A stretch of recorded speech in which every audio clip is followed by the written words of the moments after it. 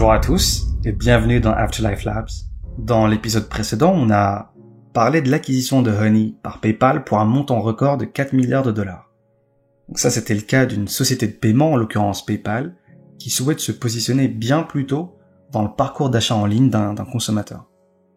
Et de la même manière, les GAFA, c'est-à-dire Google, Amazon, Facebook et Apple, sont en train de faire un move vers les paiements et même au-delà pour proposer des services financiers qui tirent parti de leurs atouts.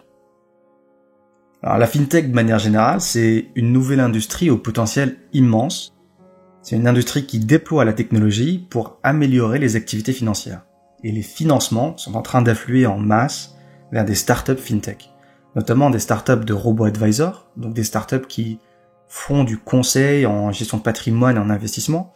Donc par exemple Betterment ou Wealthfront. Les financements sont également en train d'affluer en masse vers les néobanques comme Revolut, N26, ainsi que vers les organismes de crédit alternatifs comme Kabbage, qui est porté par le fonds d'investissement SoftBank ou encore United. Alors, à l'échelle mondiale aujourd'hui, il existe désormais 58 licornes fintech, c'est-à-dire des startups évaluées à plus d'1 milliard de dollars. Les GAFA, eux, n'ont jamais cessé d'afficher leur velléité vis-à-vis de ce secteur. Alors on va faire un petit tour d'horizon de leurs initiatives et de leurs stratégies dans ce domaine. Alors l'idée principale de ce podcast, c'est que les géants du web sont en train de devenir des fintechs. Alors, les innovations en matière de paiement ne vont pas venir seulement des sociétés de paiement comme Stripe ou PayPal, mais d'acteurs complètement inattendus qui sont en train de passer à l'offensive sur la fintech.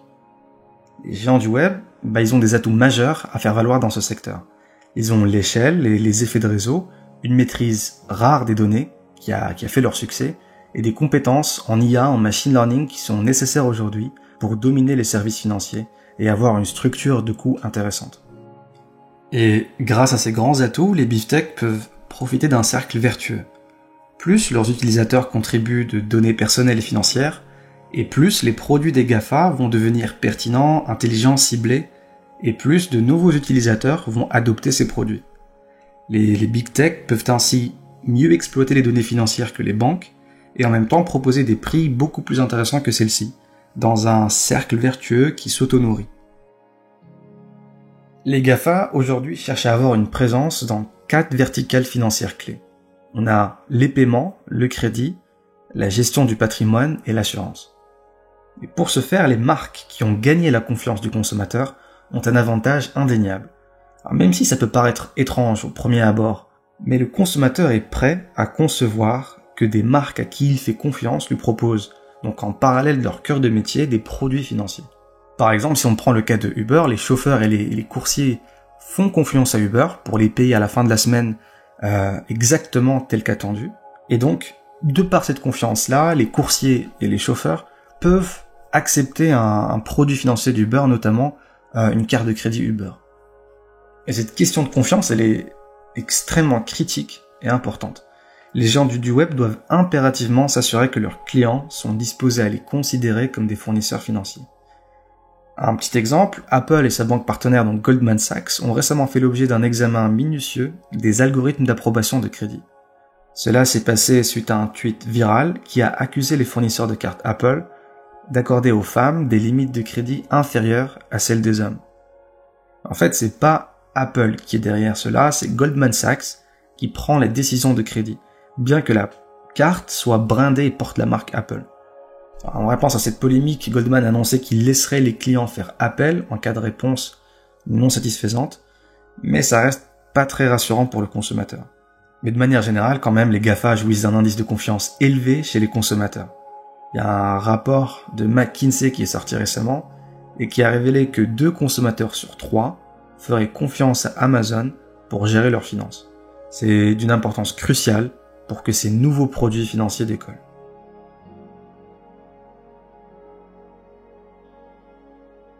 Alors, comme je l'ai mentionné dans l'introduction, les sociétés de paiement ont déjà commencé à élargir leurs services. Le mois dernier, je vous parlais du géant des paiements PayPal qui a fait l'acquisition de Honey et qui constitue le plus gros achat de PayPal jamais enregistré. Donc les sociétés de paiement sont en train de prendre conscience qu'offrir seulement des paiements peut limiter leur croissance et rendre difficile le lock-in des consommateurs. Ces sociétés de paiement, elles ont besoin de proposer des produits complémentaires pour se différencier suffisamment et maintenir la concurrence à distance. Et c'est ce chemin que sont en train d'emprunter les GAFA, qui ont d'abord commencé par proposer des solutions classiques de paiement et qui sont maintenant en train d'élargir et de différencier leur offre avec des comptes courants, des cartes de crédit et même dans le cas de Facebook, une crypto-monnaie pour le paiement international sans frais. Pour ceux qui nous regardent sur YouTube, je vous diffuse un petit graphique qui rassemble les différentes initiatives des Big Tech sur les services financiers. Et pour ceux qui nous écoutent en podcast, vous pouvez aller sur le site wassimbendela.co pour avoir cette information. Et donc on va rentrer dorénavant plus en détail. On va voir les différents projets de chacun des GAFA, en commençant par Google.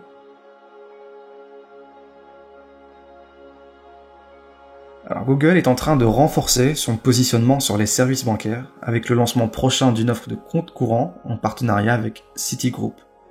Alors, la filiale d'Alphabet propose déjà un portefeuille électronique, Google Pay, mais ce projet-là, qui est baptisé Cash, devrait être lancé l'année prochaine. Les comptes seront opérés par Citigroup et la Stanford Federal Credit Union, donc contrairement à Apple, dans sa collaboration avec Goldman Sachs, Google ne chercherait pas à imposer sa marque devant celle de Citigroup.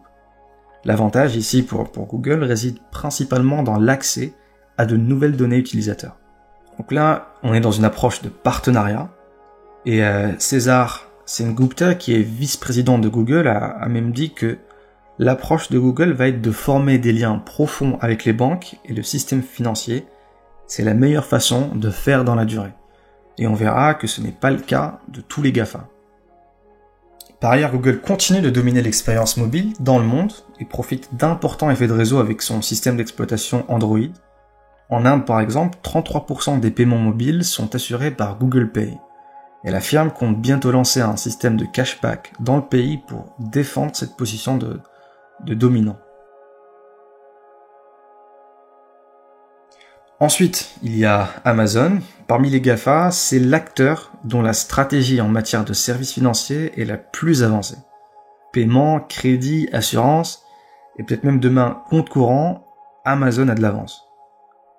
L'entreprise couvre plusieurs verticales financières. Dans les paiements, Amazon Pay totalise plus de 40 millions d'utilisateurs, et quant à son activité de prêt aux vendeurs de sa marketplace, elle représente plus d'$1 milliard de prêts par an. L'objectif d'Amazon est simple, il veut augmenter le nombre de vendeurs sur Amazon, et donc il essaie de leur donner tous les moyens afin de vendre plus. En parallèle, il veut augmenter le nombre de consommateurs sur Amazon, et donc il essaie de leur donner tous les moyens également d'acheter plus. Et enfin, en 3, Amazon souhaite réduire continuellement toutes les frictions dans ce processus de transaction entre acheteurs et vendeurs. Alors pour ce faire, récemment, Amazon a engagé des discussions avec des géants bancaires comme JP Morgan Chase pour se lancer dans la banque de détail. La firme de Seattle souhaite proposer des comptes courants à un public jeune et aux personnes qui ne disposent pas de compte bancaire. Et il faut savoir qu'il y en a plus de 10 millions aux États-Unis. Amazon a de grands atouts à faire valoir dans la fintech. Le géant compte plus de 100 millions d'abonnés réguliers qui sont rompus à son savoir-faire en expérience client et auprès desquels il peut pousser chaque nouvelle offre. De plus, la demande est vraiment là. Les 3/4 de la jeune génération se déclarent intéressés par les produits financiers d'un acteur de la tech. Plus déterminant encore, Amazon est crédité de scores de confiance très proches de ceux des banques. Ensuite, il y a Facebook. Facebook propose également son propre système de paiement mobile. Il est déjà disponible aux États-Unis, il s'appelle Facebook Pay, et c'est une nouvelle solution de paiement mobile. Il sera bientôt intégré également à Instagram et WhatsApp, et Facebook Pay permet à la fois d'acheter des produits en ligne sur ses réseaux sociaux, mais aussi de transférer ou de recevoir de l'argent d'un proche. Le tout est sécurisé par biométrie, et l'expérience utilisateur est vraiment extrêmement fluide. Donc, en parallèle de Facebook Pay, Facebook travaille sur le lancement de sa crypto-monnaie Libra. C'est une monnaie virtuelle mondiale qui repose sur la technologie de la blockchain. Elle sera indexée sur un panier de devises réel qui comprend du dollar, de l'euro, du yen et de la livre sterling. Ça permet au Libra d'avoir une certaine stabilité de son cours. Et le Libra rend possible les paiements en ligne et les transferts d'argent instantanés partout dans le monde. Alors, bien que soutenu par plusieurs partenaires financiers, le projet Libra reste très controversé Plusieurs partenaires ont déjà reconsidéré leur implication dans cette crypto, destinée à bouleverser le paiement international, et le régulateur a vraiment le projet dans l'œil.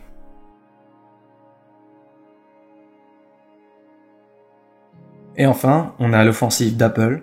Apple, c'est un mastodonte du hardware. Il y a déjà près de 400 millions d'utilisateurs d'Apple Pay dans le monde. Et début 2019, Apple s'est allié à Goldman Sachs pour lancer une carte de crédit et diversifier ses revenus. Donc c'est la fameuse Apple Card. Ici, la stratégie d'Apple consiste à atteindre des centaines de millions de consommateurs et d'amener le plus de transactions sur son propre écosystème. Alors comment Apple compte s'y prendre ? En donnant de la visibilité à son Apple Card auprès des millions d'utilisateurs d'iPhone dans le monde. Cette carte pourra être utilisée aussi bien en ligne que dans des points de vente physiques. Et un programme de cashback permet ensuite de fidéliser les consommateurs. Donc par exemple, vous avez 3% lorsque vous faites un achat chez Apple, donc au sein de l'écosystème d'Apple. Par exemple sur iTunes. Vous avez 2% de cashback lorsque vous utilisez Apple Pay, dans le cas où vous faites vos courses sur un site d'e-commerce qui propose la solution Apple Pay comme paiement. Et enfin, vous avez 1% de cashback si vous utilisez votre Apple Card chez un commerçant qui n'accepte pas Apple Pay. Donc on voit bien la manière dont les utilisateurs sont encouragés financièrement à faire leurs achats au sein de l'écosystème d'Apple. Et si ce n'est pas le cas, d'au moins utiliser un moyen de paiement Apple lorsque le vendeur ne propose pas Apple Pay.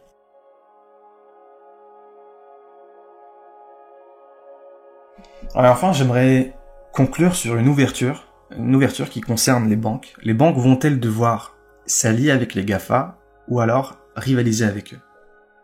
Est-ce que les GAFA empiètent sérieusement sur le terrain des banques de par leur taille et de par leur capacité à constituer des bases d'utilisateurs massives et fidèles ? Les banques elles font déjà face à une concurrence féroce, issue d'entreprises très innovantes comme Revolut, N26, TransferWise ou Robinhood.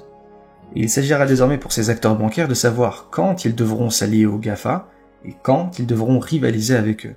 Il reste toutefois aux GAFA à faire face aux régulateurs, qui ne verront pas forcément d'un bon œil leur incursion dans l'industrie financière.